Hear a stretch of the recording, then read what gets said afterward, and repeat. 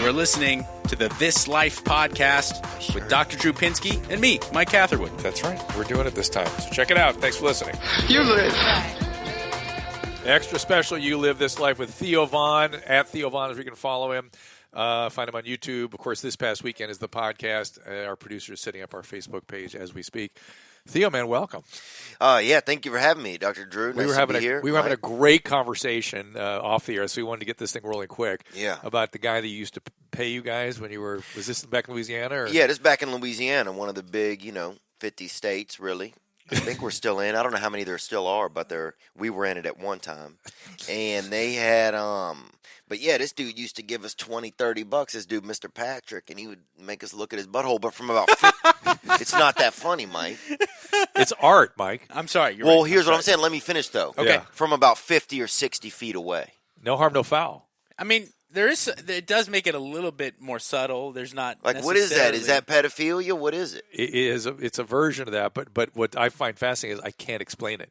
Right. I can't. I mean, what is motivating that? Think about that. And when you say he made you, he paid him, dude. At $30, that makes me do it. Yeah, you know what I'm saying? That's my threshold. It beats selling hamsters. Oh yeah, and this is 1980. And a lot. This is 90. 94 when a lot of the hamster game had really dried up. You know his hamster gig, right? I do. I'm well aware. Yeah. But yeah, now what is that? What makes a guy do that? I remember this dude, he'd give us $20-$30. He'd walk off about 50 feet. I have no idea. And hold his butt open a little bit. And you had to, here was the thing. Then as long as he made sure you were looking, you were good. So essentially, I'm gonna make a theory. Did he look through his legs? Like when he spread his butt? No, he would look around, dude. He's not a creep, He's not an animal. Yeah. Well, that's how I look at my asshole when I used to bleach it. Really? I would go through my legs. Oh, my God. You do the bleaching? Now, that's more deviant to me. It is a bit, I gotta say. I wouldn't have done it. I had it paid for, and we did it on the air. But you know what it has something to do with? It's kind of the same thing that Louis C.K. got dinged for, which is this sort of this exhibitionism, right? And some people have this pathological exhibitionism, and it's a problem. It's not a good thing. You know what I mean? When people need to, it's a way of exerting control over other people. It's a way of sort of like flashing almost? You think it's like a flasher? It's in that zone. It's that stuff, and it does a high degree of narcissism with it. In a way, isn't there certain comedic performers that might fall into the same category? Obviously not as deviant, but the idea showing your asshole? No, the idea that Theo Vaughn comes to mind. I will do so much more. I will do so much more. I used to like it. If people watch me, if people choose to watch, well, isn't that interesting? I'll go to such an extent. Isn't that interesting? Yeah, it's a good thought. I mean, like sort of way comedy is like our friend Steve-O. I mean, he'll be the first to admit.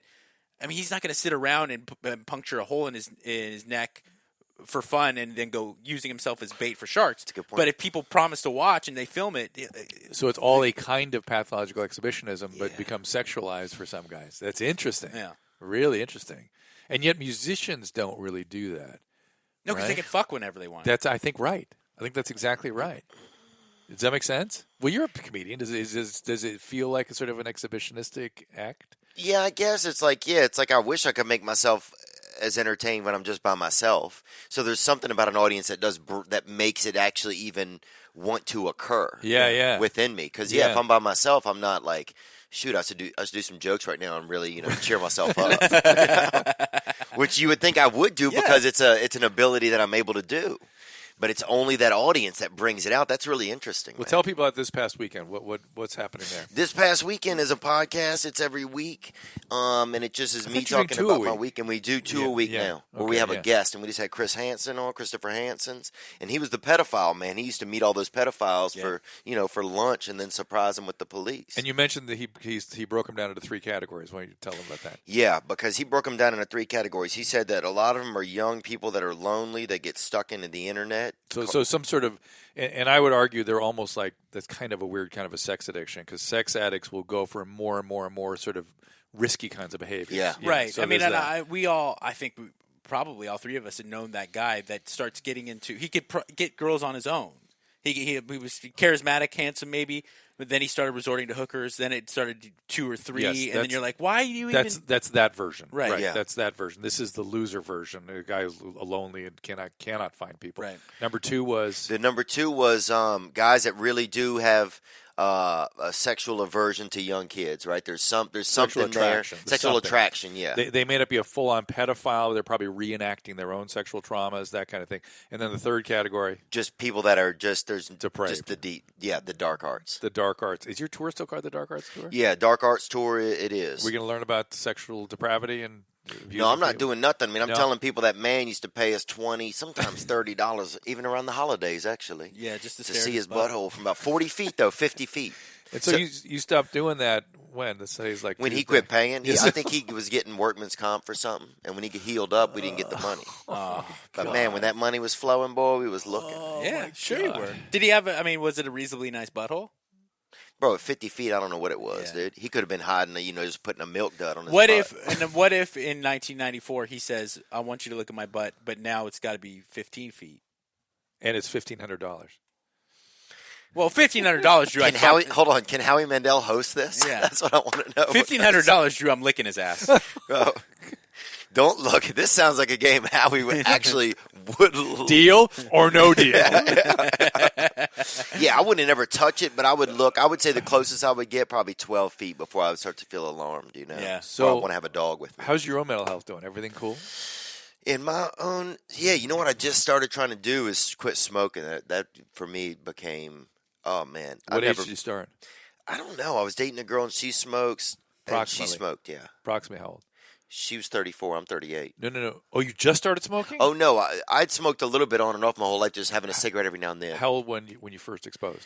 Oh, probably 13 or something. And did you use much across your teen years? Not too much. Okay. Occasional. But recently when I quit alcohol, when I quit doing drugs and alcohol, I wanted something. I wanted to act out. I see. So you had more cigarettes. So I had more cigarettes. Yeah. I would be wary of, too, like, sexually too. I mean, I found like my friends sexual acting out new to recovery. Yeah. If you're already established in life, you already have a career and a life, and you have the ability to date and get chicks, and especially if you're an entertainer like yourself and a good one, I would be so concerned that would be what I'd turn to is my my and gambling is the other thing. Gambling, yeah. Oh yeah.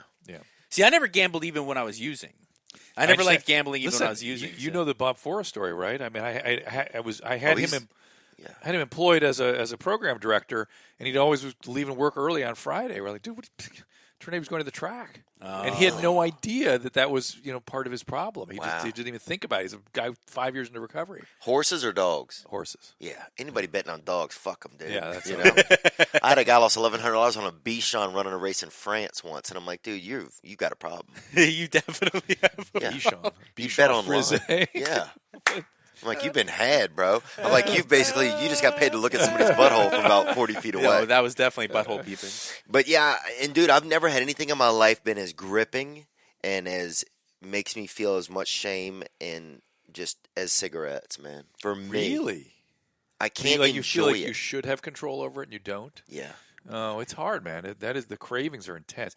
They say, the research suggests that the first 2 weeks is the toughest time, which is why they advocate using gum and lozenges and patches during that 2 weeks.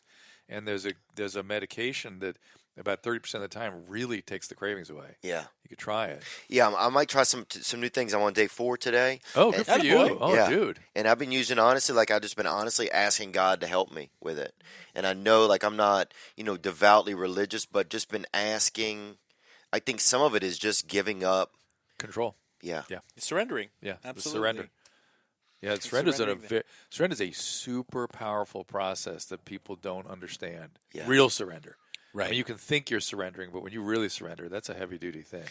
Yeah, I mean, just saying, look, there's going to be times throughout the day where I need help with this, man, and I need help. I can't, because I've tried. I mean, day after day, I'm not going to do this, and I'll do it, And then I feel so much shame because it's like, man, I'm not strong enough to control myself. Do you have someone you can call when you get close to the edge like that? Yeah, I do. The problem is then when I get to those moments where I should, you don't want to call. I don't want to. You want to use.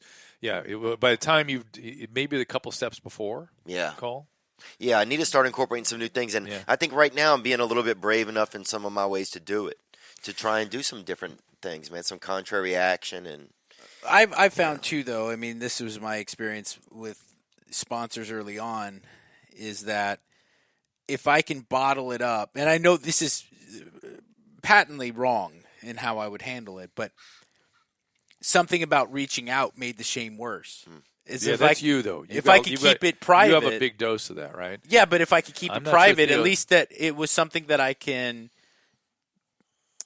It's interesting. There's something about reaching out makes the shame worse. I don't think that I have that, but that is, I could imagine having that. Right, and that I would can imagine too. It's embarrassing. It's shameful, but the opposite is going to happen when you contact that person. Yeah.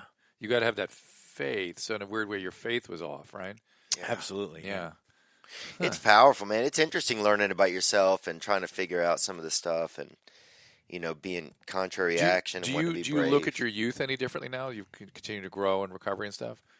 Because you've had a lot of thoughts. I'm fascinated by how you look at a lot of things that you grew up around. I've always asked you questions about that because I'm interested in your perceptions. People that have been in certain situations in life and found their way out have very clear ideas about things and how things can be done to help people that are still back there. Yeah. Right? And I wonder if that changes as you have changed. Yeah, I think, I look at kids. I see kids being. I look at children a little bit differently. I look at the power. Kids are pretty powerful. You don't really realize if they have to create their own worlds, how powerful they can be, and then how locked in there they can really be.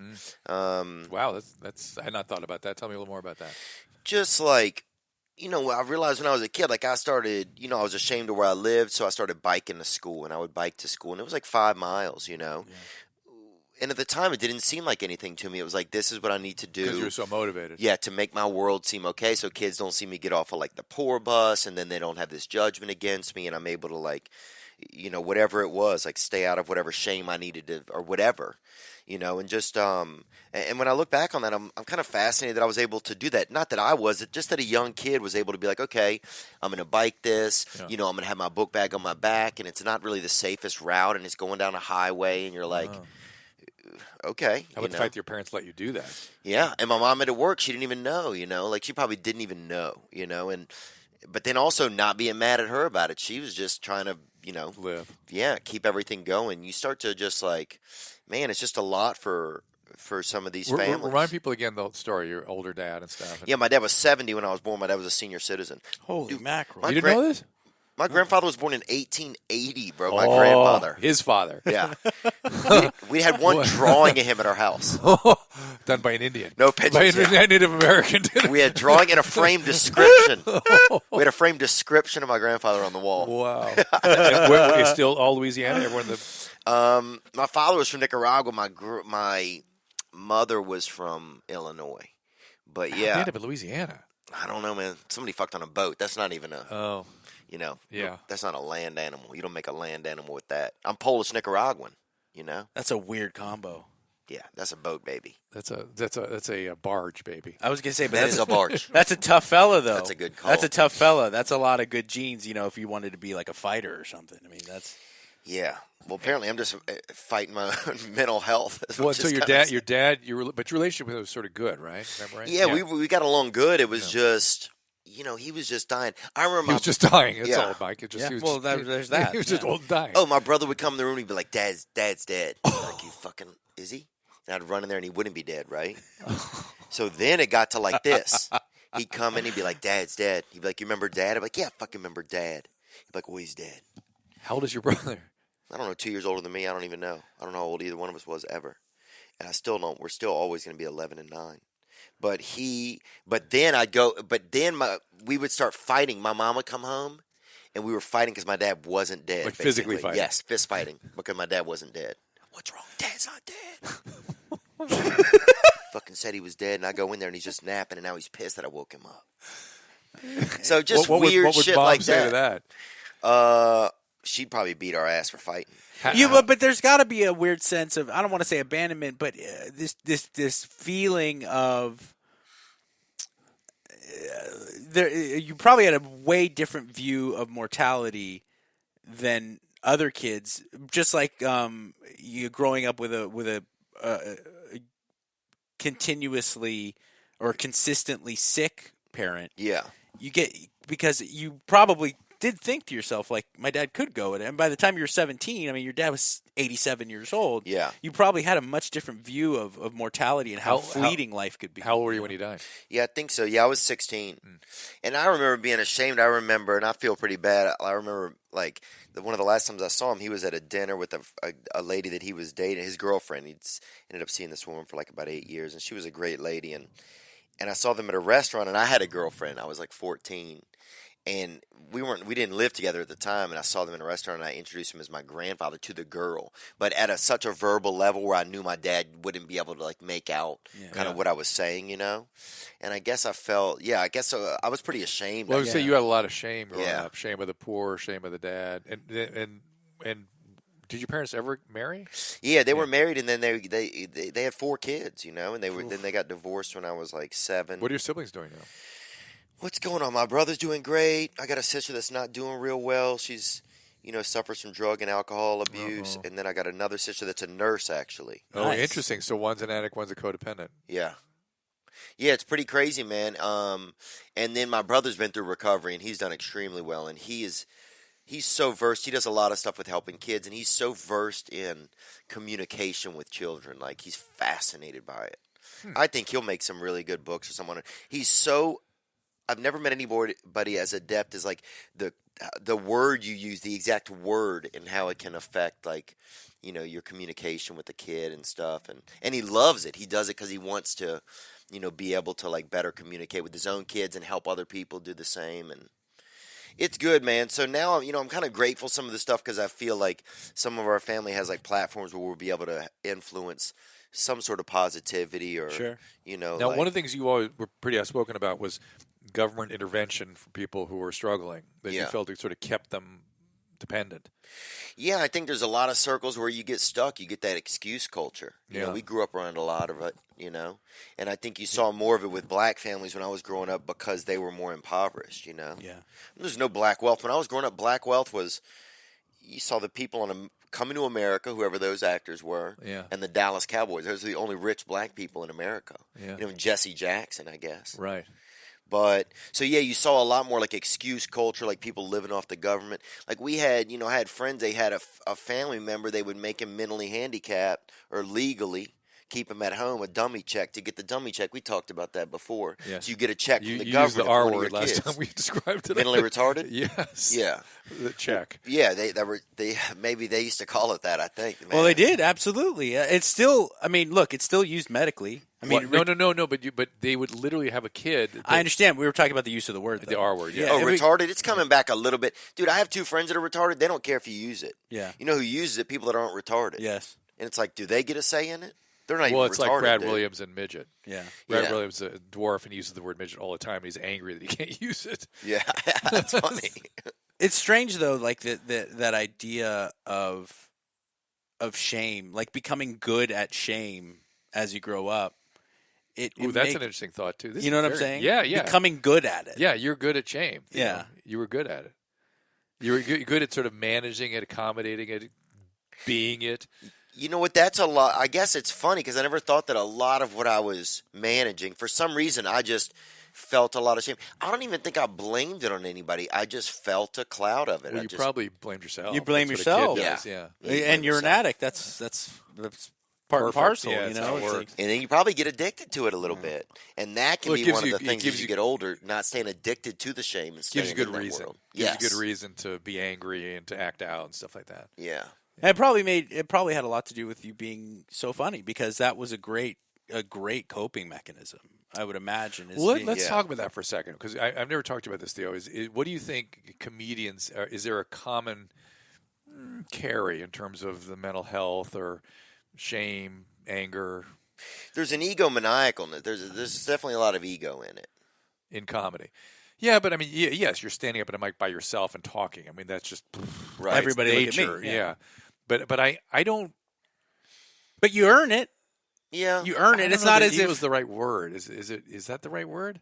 Maybe ego isn't. But I don't like it when people say, "Oh, you make so many people laugh." Like you do it for other people. I do get joy out of seeing people be happy. Like if I see a father-son come to the event, maybe I just get joy about seeing a father-son together, or a family, if they come out and they all had a good time, and they really did, like, that makes me feel really good, But I'm not up there thinking a lot of times. Let me tell you. Yeah, but again, you're getting back to something, you're placing blame on yourself like you're doing something wrong. Does LeBron James sit around and go like, oh, well, I'm doing this for the people? No, he does it because he's fucking excellent at it. And he found his skill in life, and he harnessed it. And you found your skill set, and you worked to polish it to its best But I think ability. he's onto something. I think let me tell you an image I'm having right now. Okay. Which is Ralphie May, God rest him. I miss him so much. I saw him once at the. I've told the story before at the what's the big shrine? The Shrine Auditorium. Full, completely full. Had people laugh. The entire room. This was 5,500 people or something. It's giant. Everybody gasping for air, and I remember looking out. I was way over on the wing, looking at the audience, and it was like waves of humanity were like going. And he was like I imagined him as like some sort of a conductor standing in front of this extraordinary wave. And I brought it up with him because he's on Loveline the next night. And I went, dude, I've never seen anything like that. He goes, he was very humble about it. He goes, that's power, dude. That's power, right? And so maybe it's more power than ego, I wonder. Is it some sort of bid to empower yourself in some way and control? Yeah. It's funny. I think I was thinking about this a little bit.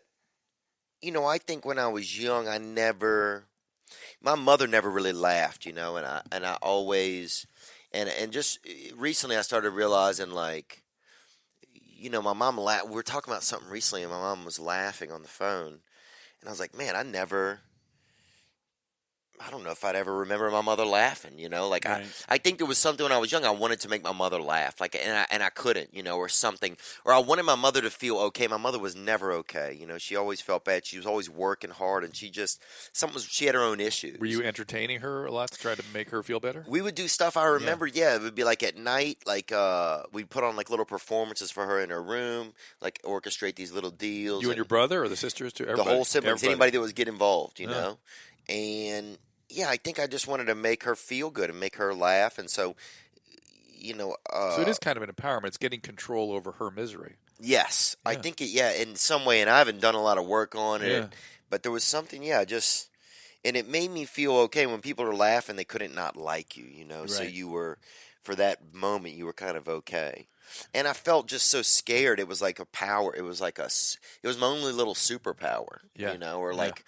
It was like my strength. Like I couldn't physically be strong, or I didn't know if I could, and so. But it's something extraordinary too, and I always feel like, we talked about with D'Elia on Loveline a while ago, a long time ago, and it's like he's pretty fascinating. He's a fascinating guy. I don't know him very well. I mean, I know him, but I don't know him. We were talking about it, and this idea that comics themselves look at it as this negative thing about this egomaniacal idea that I'm going to consume everybody's attention. But the reality is, it's like you have an exceptional talent that very few people have. I don't see it as any more egomaniacal any more so than anybody standing up and singing. Right. I don't see it any different.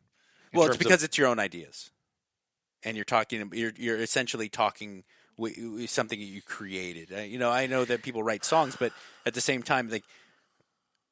People people for the most part, myself included, have an easy time looking at a performance of song as artwork, and I'm observing art.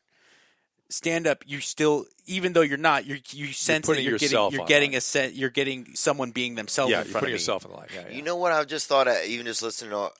You almost have to. You're creating a world, kind of. Yeah. Because you need a world where you can feel okay, and whatever goes on in that thing, whatever the jokes or this or that, or like you're saying, Ralph, it's like this comfortable.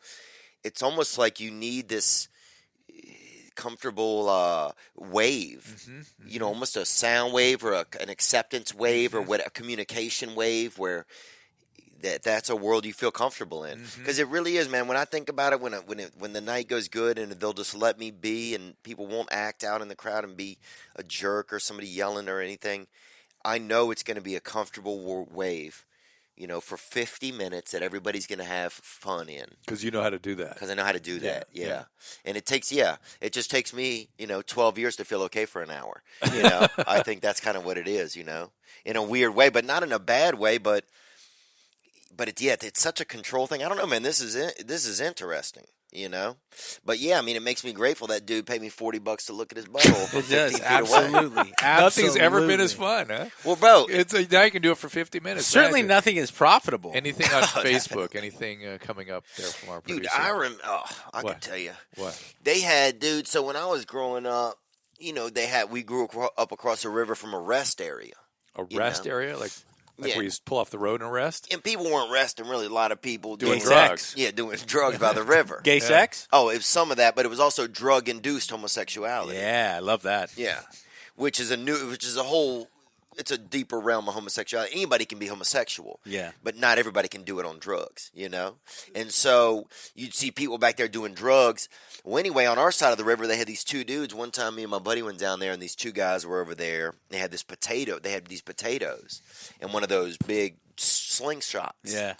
And if drug-induced homosexuality was occurring, they'd fire a tot over at them. Potato gun. Yeah. Not a gun. A gun Slingshot. Yeah, because gun is a little bit Yeah. more, you're Advanced. aiming. Yeah. Gun is somebody could get hurt. But you fucking hum a fucking yam at somebody from 200 yards off. And they had binoculars, and it wasn't if men were gay men. Yeah. Yeah. 'Cause somebody's trading drugs for sex. That's yeah, what you were or getting people involved that in. were so high on drugs that they then were engaging in. What is it about a river that makes humanity behave differently? It's something about a river. Train tracks and riverbeds. Right? Yeah. It's the ability to escape. I think that in a moment's notice you could be gone and it could all disappear. It's like robbing a bank near a freeway. It's like you just get that easy access. That's Theo's version. But I believe there's a difference between a western river and a southeastern river. Yeah. Some about the Mississippi a little more stately. Oh, yeah. Those are stately acts. Well, yeah, I know. Well, rivers in the south, too, some of them, they'll go down and they'll come right back up. So you could think you're escaping and then you're passing just right by the other windows on the house. You're like, fuck. We forgot about this bend. This oxbow. Yeah, we forgot about this oxbow. But it was funny because people would be like, oh, well, they don't like gay people. That wasn't it. They didn't have any issue with gay people. They had an issue. Extreme drug behavior. Extreme drug behavior because they were like, well, then these guys will thank us one day. Yeah, you could be putting disease in our town, right? This could be two businessmen clouded by some dope, Yeah. And they don't want to take this home to their family. I mean, who knows? What was the drug of choice down there in those days? Oh, I don't even know. We weren't allowed to have it. For me, it was Tootsie Rolls, man. I was young, What age are we talking? I'd put a bag of rolls in. I put 40 fucking Tootsie Rolls into my mouth, son, one at a time. I would think meth would be the drug. Meth, down there, Yeah, I'm trying Around to think. that time. We saw, I bet there was probably some early meth, Yeah. Not It was the first meth wave. Yeah. We're in the second meth wave now. Yeah. No, I was You were part of the first heavy wave. in the first meth Yeah. wave. Were In you really? You were Southern into it. California, that was in the late 90s. It's back, man. It's Oh, back. yeah, I bet. Go look, all the homeless people, their bikes apart beside their tents. Oh, What do you yeah. think that is? Yeah. Huh? It's Oh, meth. yeah. I took apart. I told you I took apart my friend's TV because I was positive that Conan O'Brien was talking to me. Damn. Yes.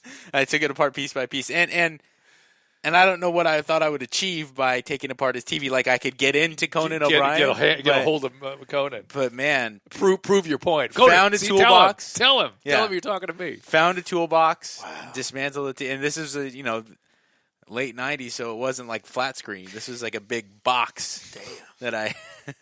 But that's pretty exceptional, man. These young meth heads, they couldn't even do that. No, they can't even drive manual. They can't even. No, Well, millennial meth. They Millennial meth can't even drive manual. Millennial meths. But you know what's getting big now? I'm noticing is, and it's just people are doing mushrooms just on a regular daily Well, basis. they're doing LSD on a regular basis, and now psilocybin is stepping into that. Yeah. So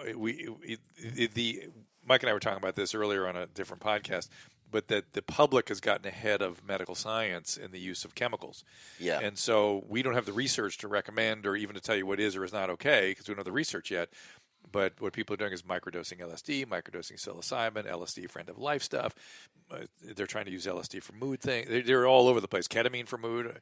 And That's what I want to get on. Ketamine? Is the medically regulated ketamine. Yeah, that You sounds could- like a fucking Well, no, safe zone. no. It's three. They do these infusions of ketamine. Theo's up for that. Yeah.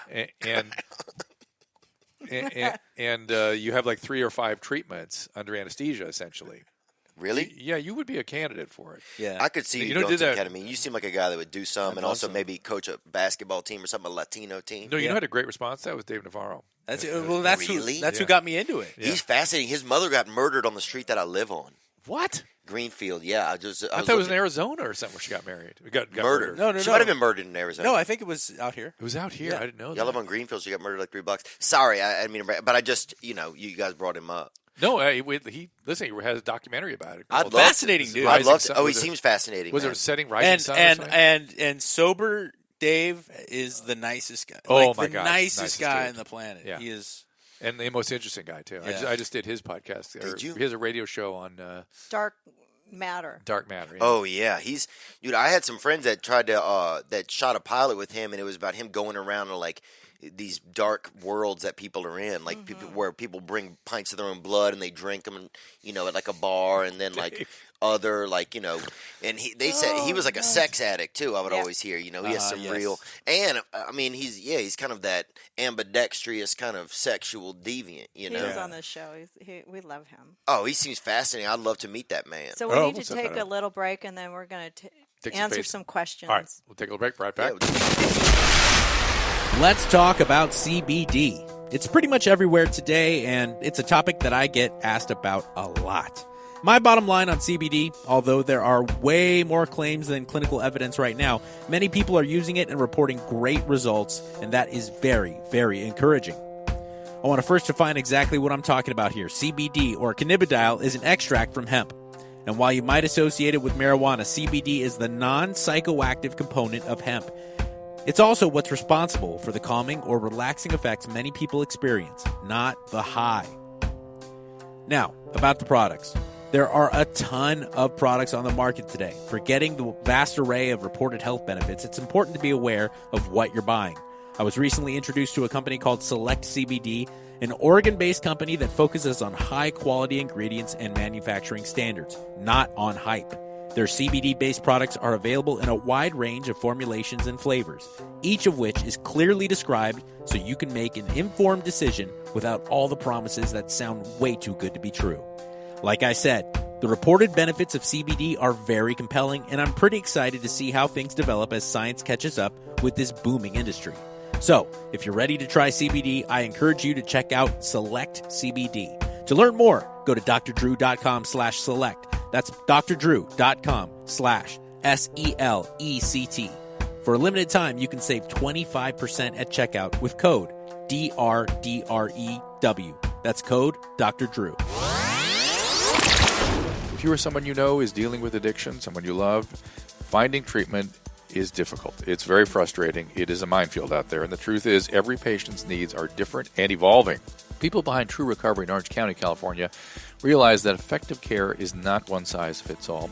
That's why they have developed a comprehensive range of treatments that can address all facets of this disease. True Recovery's master-level clinicians maintain small caseloads. They personally manage your case, allowing them to personalize the care. They offer individualized treatment plans from residential to outpatient, and always with an eye on a holistic approach and a focus on accountability. And as patients become ready, this is a key part of what True Recovery offers. They offer assistance with life and coping skills, school and vocational coordination, as well as community reintegration support and aftercare. I've spoken with the medical director of True Recovery, and I was impressed with the range of therapeutic modalities and psychiatric services. Their experienced team is well equipped to manage patients at all levels of care. To request information how True Recovery can provide you the personalized care you need, go to drdrew.com/true. Again, that is drdrew.com/TRUE. And we are back. And what do you got from Facebook? Well, there was a guy from the previous show Yeah. when we were talking Swole Patrol, but mostly health questions. His name's Rick, and he wants to know I'm not sure if this is really how he asked it before, but he said, what is incomplete about the 12-step programs? Incomplete? Yeah, and what are some assumptions they make about the individual? Thanks, I'm 6 months sober as well. I don't Kind of even a vague understand. question. I know, Yeah. that's a tough But what I will say, though, is that don't mistake. Recovery is about trying to regain a flourishing life in a world without drugs and alcohol. It's about not using drugs and alcohol. But for some people, a lot of people, particularly people with bad addiction, they need other kinds of treatment on top of 12-step. So it's incomplete in the sense that there can be a complete and thorough recovery of mood and sense of self and emotional regulation. Sometimes trauma therapies, sometimes interpersonal therapies. I always think emotionally focused therapies are very good for addicts, alcoholics. Takes time. Yeah. Takes time. But the recovery is the core. If you don't do the recovery, you can't do the other stuff. Yeah. You can't. You can't do it. It just doesn't work. Now, incomplete recoveries, like if people want to be on medication-assisted treatments and they want to just not do it, okay, that's fine. I'm not interested in that. That's not why I got into the field. I got in the field because I saw people go from dying to holy shit, amazing people, and I wanted to help people do that, and that was pretty extraordinary for me just to see that happen. Yeah, I guess, especially, yeah, I mean, you've probably seen AA do things that medicine is unable to do. Oh, 100%. Listen, it's worse than that. I was. That's fascinating to be able to witness that, Absolutely. and from that real perspective. I couldn't imagine that. Let me listen to this. So I'm an internist, right? So I'm doing medical, and I was dealing with their detoxes and stuff, and I was spending all my time on the drug unit because that's where all the medical problems were. And I'm like, what's this 12-step stuff? That's silly, this goofy stuff. Those 12-step on the wall. And this treatment room, what are they doing in there? Is that nonsense? I'm getting them off drugs. I'm doing it. And then I saw a couple of patients who I sort of stuck with across the course of treatment because they had various problems start to blow. I was like, oh my God, what's happening to these people? What is going on here? I couldn't believe it. And then they come back 4 months later and 6 months later. I'm like, holy shit, this is a changed person. You don't get to do that in medicine almost anywhere. Wow. You kind of go from acutely ill to chronically ill. Yeah. This was a young, healthy person dying to Forrest. Being amazing. And Bob Forrest. We have the footage up on our website right now where I found Bob Forrest after 10 years on this Bill Nye thing. Wow. I know. It was so weird. We were talking about it. The next day I was cleaning the garage, and I found the tape. It just popped out of nowhere. So I put it on the website. It's hysterical. Yeah, watch that. Yeah, well, it's not that exciting, but it's interesting to see him, I bet. But he talks about it all the time. He's like, when I saw Bob, I thought he was dead, and there he was. Bob still looks a little dead sometimes. But you didn't see him when he was dead. Imagine him looking like he has AIDS or he's on heroin and toothless. He got new teeth. He looks great. I could see that those teeth are new. Now that I think about it. Yeah. But yeah, that's crazy. They have that luster. I would never, they do. He didn't have the new ones when you saw him. He just got them. I would never think that, though. Yeah, and so I just told everybody, this man is dead. There's no way he can survive this. We got to all just accept that and just got to get rid of him. We can't be around this because we're enabling this death, and it's going to happen no matter what we do.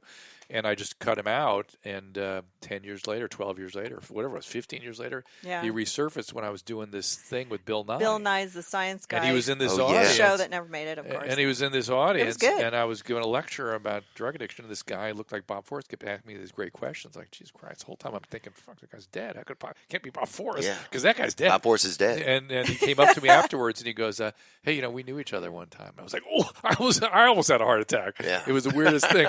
But then we got to know each other, and I watched him work, and I stole him, got him, brought him to my program. Wow. Because first of all, I thought anybody that recovered from that kind of addiction, I'm already interested. Because he was. So was that fascinating, to you? He was that far gone. He was goner. And to see him now flourishing and being insightful and sort of He's a family now? Oh, yeah. I think he has a couple of little kids. Yeah, but that's that's amazing to think that, when you're looking for drugs and then to think that years later, he was homeless on the street and living in MacArthur Park. He was the guy that people, nice he'd come and knock on your door and people would pretend they weren't home. Hiding, He was that guy. He is that guy. We knew some of those people. Yeah, it's why. It is fascinating. It really is. And I think that's one of the reasons why I go to the meeting sometimes. It's the one place that I've found where there's a possibility. Like you could witness a miracle. You can hear about frequently. Yeah. And that's the stuff. That's what interested me. And so these sort of half measures that people are taking to get to prevent from dying, doing opiates or whatever. Okay, I'm okay with that. I'm just not interested in it. I'm not the kind of work I want to do. Yeah. So Ashley had this question when you guys were talking about being a comedian and you know, please. And she was comparing that comedians would be the same as musicians as far as... See, I was saying they're different. Yeah. They're different. Because you don't hear what Theo was saying from musicians so much. Different. But even though it's the same thing, it's different. Well, you can have trauma and be a musician. You can have trauma and be a comedian. Well, you can have trauma and be a pilot. You can have trauma and be I would think there is something about being a trauma survivor that makes you want to be in front of people. I think there's something about that. Oh, that's interesting. Yeah, there's something. I'm not saying everybody with trauma has that, but there's something about it, and I think it has something to do with that when you're traumatized, you're so in need of closeness, and you can't get there because you've had that ruptured by trauma. Oh, that's interesting. And the crowd sort of substitutes for that a bit, I think. You ever see people? That's pretty fascinating. I can relate to that. Yeah. Yeah. I want to be connected sometimes, and it's like my arms that are like inside of my soul just aren't long enough to like touch. Attach. Yeah. Like whatever else is like kind of a normal like plane or something. I get it. It's bizarre sometimes. It's like you can almost feel it, Yeah, I had emotional abuse too when I was growing up, and so I can feel and understand and relate to those kinds of exactly what you're describing. Yeah, That's why you're such a narcissist. let's get into that, and that can be. Go ahead, And on gentlemen. that note, go ahead, I'm just gentlemen. kidding. Go ahead. I'm just He's a kidding. fascinating narcissist. Look, if he hides it pretty well No, at he's times. super I think. smart. Well, I think I'm what He's they call, very smart. I think I'm what they call a closet narcissist, in the sense that some you're gay. I could see that. No, is that some people you still have the narcissistic injury, but your focus is other people. Oh, that's good. And so it looks like not, but there's still some elements of it. Yeah. Now, thank God I've had enough therapy that it's not really operating that much, but I could see how that would have been a thing. Oh, it's interesting you're able to think about that kind of stuff and see it. Yeah, I think it. Look, man, and then the saddest part for me then is it's like if you go to your childhood, you go to those types of things, and then it's like you end up taking like to your parents where probably some of that came from, and then when I talk to my mom, she has whatever happened to her. It's like it's just this. It's an intergenerational thing, and it just makes me sad. It's like, man, I just want to go back in time and like wherever something like you just want to get to the root. You were talking a few minutes ago about the black families. Imagine what they've been transmitting. Oh, I can't imagine. It's just unbelievable. Yeah. And so we talk about intergenerational transmission of trauma. We got to get deeper and more honest as a culture talking about that. 100%, and that's some of the thing that makes me mad. It's like. It's like you can't talk sometimes. Like you can't include race, you can't include gender, just to even have a conversation. Yep. The ability to have a conversation in this country or at a high level. Yep. And people don't want to have it. A lot of people, they start making money. They want to stay with the money. They don't even want to, admit that we all are. Really kind of the same and really struggling with a lot of the same stuff. Same stuff. It's very unfortunately, because it is so common, it is so much the same stuff. The liability of it is a lot of envy and aggression and then mob action, and that's what's going on Twitter right now. Yeah. So if all this mob stuff going Twitter's on. insane. And that's really that's where I think the big problem is right now, because that's the most unhealthy manifestation of all this. You think there's a similarity, Drew? I was thinking about how Theo said he wants the connection, but like the arms of his soul aren't long enough. Brilliant. It's a great image. I feel. Do you have the same thing? But only sexually. Like I want to be able to have intimacy and develop this connection, but I can't. Like there's like. It's the reason that you're stumping me a little bit is that most people that have that then can only experience it sexually. No, because that is the way. It's the way to get over it into a connection. I can't connect with. I can. Right. I enjoy sex. You're the flip side of it, and I want to, but I only want it for my own needs. I don't think. Right. Are you having what he has? Yeah. Oh, yeah. I have that exact thing. Yeah. Yeah. I only want it for my own need. It's like. Yeah, it's like I only want it for my own needs. I loved the idea of really connecting with a woman and having like shared intimacy, but it's just not happening. It's like it's almost like somebody's born without a leg, Yeah, it's a handicap. It's a handicap is the word, but you can get over with emotionally focused therapies. I'm telling you, EFT works.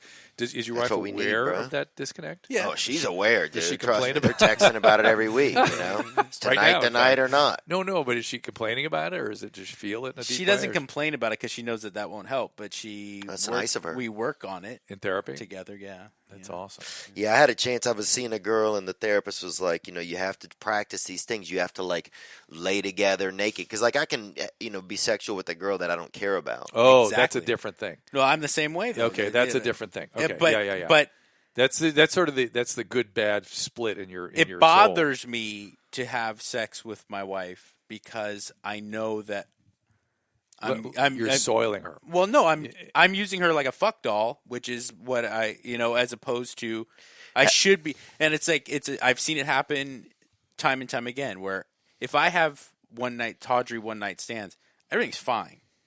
because I know that's exactly what it's for, and it's serving its purpose, and I can deal with that. It's that when I know I'm in a relationship with someone that I love, or should, there's this block where I don't want to treat them like I know I'm about to treat them. Right. So it's like I'm aversive to sex in any way. But it's an internal split. It's like anybody that I love that would have sex with me, something's wrong. Right. Yeah. I can't. They're being bad with me because that's the bad part of me. Dude, that's how I feel. I feel almost like I am. Like it's illegal. Like if I want to engage in sex with like a girlfriend. Yeah, so you have to have a bad person to do that with. Right. Or just a girl that knows the game, that this is a one-time thing. You can let her, that can be a bad person then. Right. Oh, that's interesting you say it like that. Yeah, I feel. I'm using these words. Bad. No, that's how I feel. Yeah. I feel like, if it almost makes this feeling in my throat like it's like I'm this is gross. It's an anxiety. That's called globus. That feeling. It's called globus. It's actually got a name. Yeah. Wow. It's got like a fist in your neck. Yeah. Right. Yeah. Which is also a sex move that globus. Which is strangely, the guy who used to show the asshole to Theo called it globus. Strangely enough, let's do globus for $30. Mr. Patrick. Let's don't call him the guy. A woman named Noelle, I think it's a woman, said fear of intimacy and getting too close to someone out of fear of loving someone and fear of possible dealing with the pain of losing them. Yeah, so that's a typical move, which is different than what you guys are describing a little bit, which is a little more on the women's side than on the men that experience this kind of thing, which is what that person does who just asked that question, will sabotage relationships to be sure they don't ever have to lose somebody. So rather than get in and risk the possibility of loss, they'll just push them away, or they'll do something to screw the relationship up. Is that more of a male or a female trait? More of a female trait. Wow. Yeah, that doesn't sound like what I'm describing. No, you're describing something different. But you know what it reminds me of? You know what it reminds me of, Drew? Like talking to girls that are like 25 that only date 60-year-old guys or 55-year-old guys. They don't have to be close to them. Where they're like purposely setting themselves up in a situation where they know there's no future. Yeah, the guy's going to die. Yeah, like Courtney Stodden is one of those people, maybe. Or I don't know what happened to her, actually. Yeah, was she on your thing? She was on Life Changers back years ago, but that's a name you have not come up in 10 years, right? Yeah, she just Instagrammed me the other day. What? And said... she's the one that everyone claimed had breast implants, but she didn't. And well, she married that senior citizen. Yep. I think, since my dad was old, every time somebody fucks a senior citizen, they come to me. That's funny. That guy was 200. Wait, which guy? What? It was like Milton Berle or somebody. It was like a dang... he was like 55 or something, right? Karl Marx. Who was it? I mean, this guy was... I don't know any celebrities. Groucho Marx. This guy was old, though. Yeah. Doug is his name, right? Wasn't his name Doug something? Yeah, I think, maybe. Doug. Courtney? But no. But before that, didn't she marry, wasn't she famous for marrying an old man? Doug, I met Doug. Doug wasn't that old. Right. He was old. Like middle-aged. But he's middle-aged, yeah. Oh, she had somebody else for that. And the mom, for you guys. And I remember the mom was all signed off on everything. She was like, fully into it. Oh, yeah, dude, $1 Million Baby, dude. God, I've not thought of them in Hillary so Swank long. should play her in a movie. I sat on a plane and first class. I don't ever fly first class, but ABC was paying for it, so I love that. It was right after Dancing with the Stars. I flew to GMA to Good Morning America to do the New York stuff, right? So they fly you first class and everything. I'm in the first class cabin with my dancing partner and nobody else but Hillary Swank and two giant dogs, like German Shepherds. She had two of them. Oh, wow. And she just was traveling in first class with two gigantic... Did they each have their own seat? No, they were on the floor and they perfectly behaved. The whole time they didn't make a peep. She needs dog support. I guess, but not only dog... You think like dog support, it's like a Bichon. She had two fucking murder dogs. Crazy. Two German Shepherds, Well, maybe they're safety. Yeah, maybe they're security. Killers. Yeah. It was good security. That's cool, dude. I sat next to Eddie Money one time, and he sang that song. Do you know what it is? It's Two Tickets to Paradise. Yeah.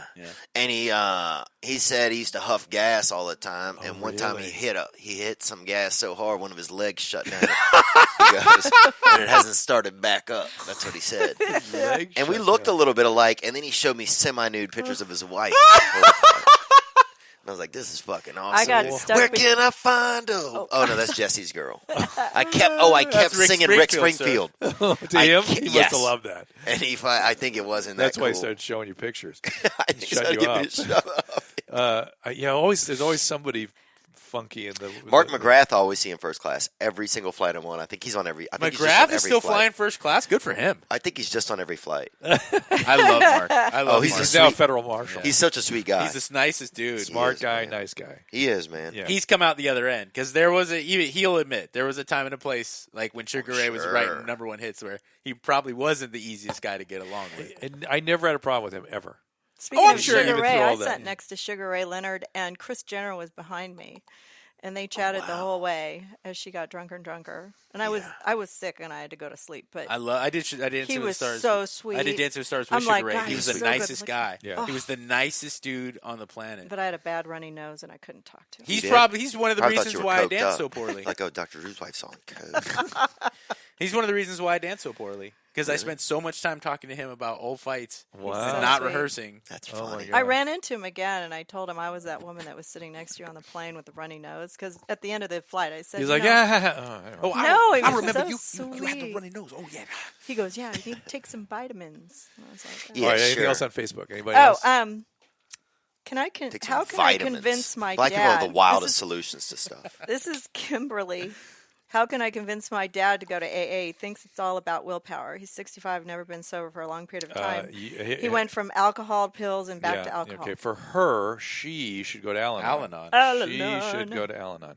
He will do whatever he does. Yeah. And hopefully he won't suffer too much in the meantime. So what's coming forward with you? What's going on? What are you doing? What's what are you going looking forward on? Everything's going okay, man. You know, work stuff. We got to? I a want to do pilot. the podcast again. I love that podcast. Yeah, I want to. Maybe we'll come here and do one to make it easy on you. I'll come out there. I don't care. Yeah, That's fine. I Yeah. like. You know what? I like being in this environment better. I don't like my environment. I'm I realizing. like your Really? environment. Oh, I'm Yeah. so happy you like our couch. Yeah, this is kind of fun. You're out in the same studio as Spider and the Kid, right? right next Yeah. door. Yeah. We're starting a new podcast called King and the Sting. Me and one of those guys. Really? Yeah. So that'll be kind of King and the interesting. Sting. And it's like user generated where fans submit things. It's like King it or Sting it, and we say how we feel. Can I talk about my thing with Tom? Yeah. Tom Yeah, Segura. we're going to announce it tonight anyway. Yeah, so I'm going to start something with Tom Segura where he wants me to do. That's He's got a great- whole new thing. coming out. Yeah. I've heard about And- that. Got a new platform. And he's going to be Should go do sending me that. downstream comedians to talk to. Wow. And so you might be on 'cause- that show too. Yeah, it's going to be I'd love to come in there. because Christina is this. She keeps talking about how comedians are all on the dark side, the dark side, the dark side. Yeah. and we're going to explore that. It's going to Wow. be called What Would Dr. Drew Do? Maybe it'll be called the dark side. It's a great question. The dark side. Dark matter. He'd probably go to the gym and get some eye drops. I have a feeling. That's Dr. Drew's solution. Yeah, I really know. Those are my two solutions. And Some meat. eat some steak. Eat some meat. Yeah. Pump some iron. Yes, that's some of the. That's the same. Who is Jordan Peterson is a state guy. That's right. So That you dude- interview him? Yeah, he came I on. was so jealous. I dying to talk to him. I was at Jordan. It'd be a great I conversation. know that. And I just talked to him with Jason. What? Yeah, last Friday, a Would week you? ago. With Fuck. Jason who? Somebody give Jason Ellis. us his Oh phone yeah, I number. got to go on Jason's podcast again. I haven't been in there in a while. He bomb. We had on a Friday, all three show up, and it'd be fun. Oh, that's a show. Yeah, I know. But I was a fan of his long before the public learned about him, because I'm always looking for a way to combine anthropology, psychology, and medicine, and he was doing that in his Maps of Meaning series, and I found them about 8 months before he blew up, and I was like really getting into it. I was like, I gotta get a hold of this guy, and then all of a sudden, poof, he got into the whole political thing. Yeah. And you Yeah, know, he got politicized. Yeah, he. I don't even. I guess he did and did. I mean, he's just. he got. What happened was. What happened was. See, what had happened was he got involved. The government in Canada had this sort of kangaroo court in his particular province that put something into law. Essentially, that if you didn't call somebody by their preferred gender pronoun, you were guilty of a hate crime. Right. So he was saying this is mandated speech, and mandated speech is the road to the Gulag Archipelagos, which is the Russian thing. And he just did this YouTube thing one night, like at 2 a.m. He was pissed and did it. Next day, the whole thing exploded, Blew up. and he almost lost his job as a professor. Wow. Yeah, it's crazy. It was like hanging out with a textbook. It was literally like you had to go meet your teacher finally at the end for 5 minutes of the semester, Yeah. and it was like that, but for 2 hours. It was Right. like I know his shit inside and out because I was deeply studying. It would be before. great then hear you Let's talk. book him. Yeah, I've been trying. Gary's been trying to get over the Dr. Really? Who podcast. He would love to come. I know he just did Rogan again. He was in busy. town. He's Oh, very I'll busy. listen to that. His Rogan, the last Rogan podcast was one of his best interviews ever. Yeah. But I'll listen to this new one. I need to go back and listen to New it. one's good.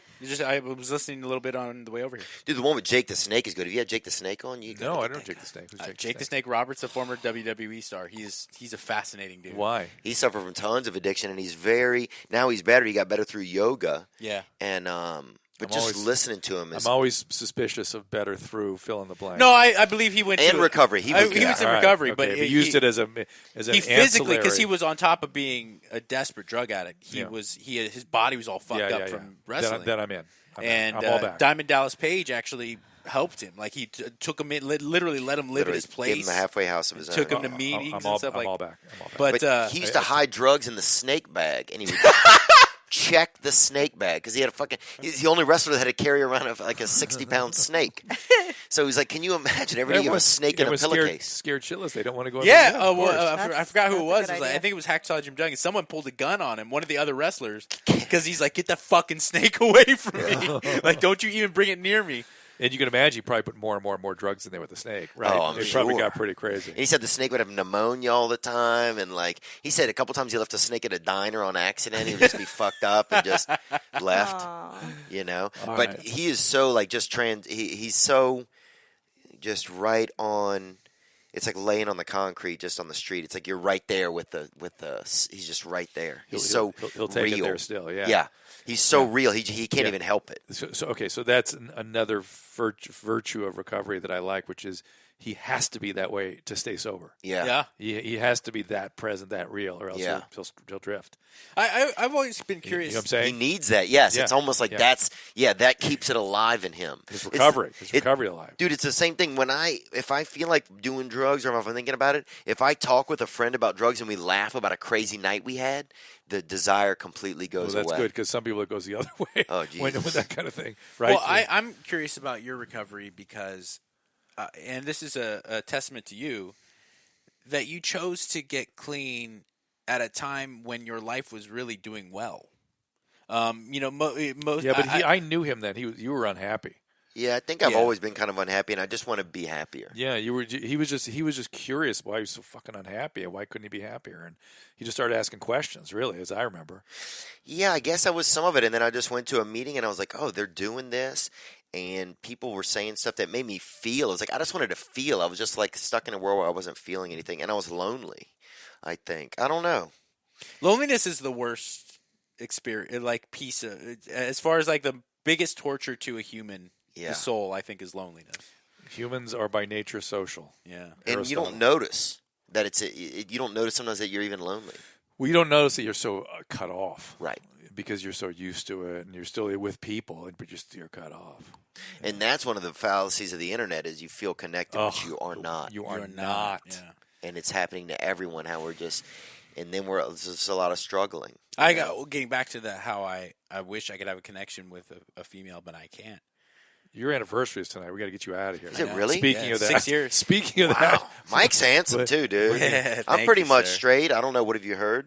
Yeah. But I I don't know. I hear you like to stare at buttholes. may have to shoot a potato at you too. I don't know. That's true. Let's shut it down, man. We'll shut it down. We'll keep it classy. What do you have planned for the? Tell us about the evening, Mike. Do you We're have a plan? going to go to the restaurant where we had our wedding reception at. Oh, and, Santa Monica, yeah, we're Madison. gonna. What year yeah, is it? It's 6. Wow. That's great. And then we do a little beach picnic with the daughter, because we live out in the west side in Venice. And Oh, nice, man. I'm on West Side too. We should hang out sometime. I know. Yes, sir. We probably Blow it said up. this, but we will do it. let's do it. I need to. Let's go to some meetings too. Yeah. And you were about to ask somebody into this. Well, it's. I'm so lucky. I really count my blessings that because of that, because of my inability to really have a connection, but needing sex, like the tawdry disposable stuff. I'm so glad that I got married before Tinder came about, because I would have just been awash in my own jizz. It's just like God. I could have thrown everything away. I would have used that. I would have told myself, "Oh, I'm still in recovery because I'm not using drugs and alcohol, but I have 7 dates lined up this week, and I'm going to Sure. fuck every girl, and I'm not going to talk to her ever again." Yeah. You know? Ooh, that would empty your soul pretty quick. Absolutely. Yeah. Absolutely. It gets empty. It's amazing. Your soul will have a bottom at some point. It's kind of fascinating. Your soul has a bottom? Even your soul kind of runs out. Your soul's like, I got nothing left for you. Most people don't experience that. It's addicts that take it there. I feel lucky that I did. Yeah, I was going to lucky that I say, did. the addicts have to take it there to get better. And people always ask me about like my rock bottom or that moment, and I explain it and they're like, okay, it sounds so. He had 15 cardiac arrests, 37 seizures, multiple ambulance transports, guns pulled on you, cats shot in your, Oh yeah. and nothing. No, it didn't matter. Like Theo said, my soul just kind of ran out of room. At one point, I was in a hotel in Inglewood, smoking rocks, and I was by myself. And I, for no reason whatsoever, I wasn't going to get arrested that night. I wasn't on my way to court. As was his custom. I just walked over to the phone and dialed up a recovery center. It was like literally. Like you said, my soul kind of just ran out of room. It couldn't deal with it anymore, and it was like, well, this is my moment. So we got to wrap this thing up with that. Our collective souls have run out of steam here. Let me just say the absolute. I mean this. I'm not just saying that to blow smoke. The funniest man working today. Listen, Theo Vaughn. I was at a Ice House event nice where the owner of the Ice House stepped up and said, "This is." He put you in the same category as like Robin Williams and a lot of dead Steve people. And our Martin. fans love you. Yeah. You had the highest rated show this Yeah, year. so I've seen. That's awesome. Anyone Wow. can go on in the main room at the comedy, at the Improv or the Ice House, and have a juice crowd and you're headlining, and then of course you watch them kill. Everyone's there for them. I watched Theo murder at the Sycamore Lounge with 7 people there. The place is dead, and Theo comes up and just. What's a Sycamore Lounge? I think you came to What's see that me. place upstairs? It's a halfway house. It also sounds like a halfway house. It is. I mean, there's a bar downstairs. I've watched Theo light up a place that was dead. The one of the most talented, funniest people out there working today. Absolutely Super true. funny. Do you have a tour coming up or a tour we can Thanks, check man. Yeah, I do have some dates coming up in March at the Borgata and at the Wilbur Theater in Boston and Atlantic City. And then there's some other Omaha I'm going to be in coming up. Everything else I think is selling pretty good. So, but those are some, January, February, March. Where's the Wilbur in Boston? Why does it sound so familiar? I don't even know. I think it's a pretty well I established. think you did the Wilbur. That's what I think. Yeah, you might have okay. done You it. did a thing with Adam Carolla there. Yeah. But thank you guys. That's sweet of you guys, man. Absolutely, man. Every time I think part of me wanted to come over here because I just feel I don't know. Every time I leave here, I feel a little bit more connected, or I just feel like I know. Thanks for You guys are calling nice. and asking to be on the show. It Yeah. warms my Yeah, heart. it makes her year. No, I mean, I want the best guest of the Yeah, year to want to yeah, come back, but you were yeah. only here for like 2 minutes, too. yeah, And and I want to come back. I'd come back probably once a month. If we No just problem. set Well, it up. I'll come back to your thing. Let me do yours. Or do it 'cause here I if like you that want. podcast. Oh, and we're gonna start doing a thing at the Ice House because those are good people over there. Yeah, Let's Yeah. go do it. They are. I'll come. It's right here. Yeah. I'll come over there anytime you want. Are you going to interview people on this? Yeah, I don't know. I'm thinking maybe we should Yeah. do something over there. Yeah. Yeah. I keep talking about it too. That we should just do a live podcast. I've done them there Yeah. with Corolla. They sell out fast. You've done it there with me. Yeah, I've done it with you. He and I yeah. have done them. Yeah, we've done them together. Dude, I think of something maybe like a bi-monthly thing, and we go over there and do something right there. Yeah. It'd be fun, especially if you're going to be interviewing like people that are dealing with addiction and stuff like that, talking Yeah, about let's that do kind it. of stuff. Well, Pasadena has a very rich recovery history. Oh yeah. Somebody- Well, this is where what's his name died, Pistol Pete Maravich. That's right. Well, a lot of the Who's original. that? not He's a recovery. famous basketball player. A lot of But the he grew original up in our town. old school alcoholics are from this town. Oh, This is the town where I got clean, and I went to supposedly the greatest recovery centers in the world, and I got clean here. Yeah. Back where There's I came there's like old school guys from the Kennedy's era government stuff. I treated Betty Ford's best friend. No way. Yeah, there's a lot of and Whitey they're Ford? all there's a woman and all Whitey Ford. all recovering, all Pasadenians. They all ended up back here, Huh. and they all had these rich recovery communities and stuff that have been here forever.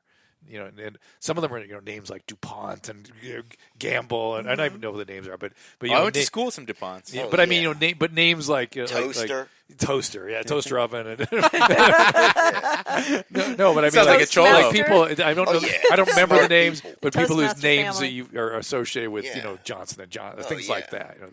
Well, And then yeah. government officials. And Ronald stuff. Computer. Mr. Computer, yeah. Jim people- IBM. Yeah. All right, here's the problem. I could talk to you all day. Me We got to too. wrap this thing up. He's got to go do his Happy anniversary. Thank you, sir. Thank you, connubial sir. duties. Thank you guys, And, man. I love you guys. Thank you all for listening. Thank you Thank for Theo having for me. being here. We'll see you all next time. All right, that's about it for this episode of This Life. Check us out at KBC in Lawrence Savon, 790 Midday Live Talk Radio, Monday to Friday. You can also tune in every day live via the magic of the internet at kbc.com. If you miss it, we've made it simple for you to find all the shows at drdrew.com, the Adam and Dr. Drew podcast, the single one I do by myself, the Dr. Drew podcast, This Life, of course, with Bob, Swole Patrol, Mike Catherwood, his new health and fitness podcast. You can find us on Twitter at This Life Podcast, at Dr. Drew, Derry W, at Rehab Bob Forrest, and of course, our lovely producer at First Lady of Love. I think I know who that is. If you love this show, please subscribe and tell a friend. We appreciate it when you do. We'd love to hear your feedback as well. Send us a message. Join the email list at drdraw.com/contact. You'll also get a weekly email from us on that.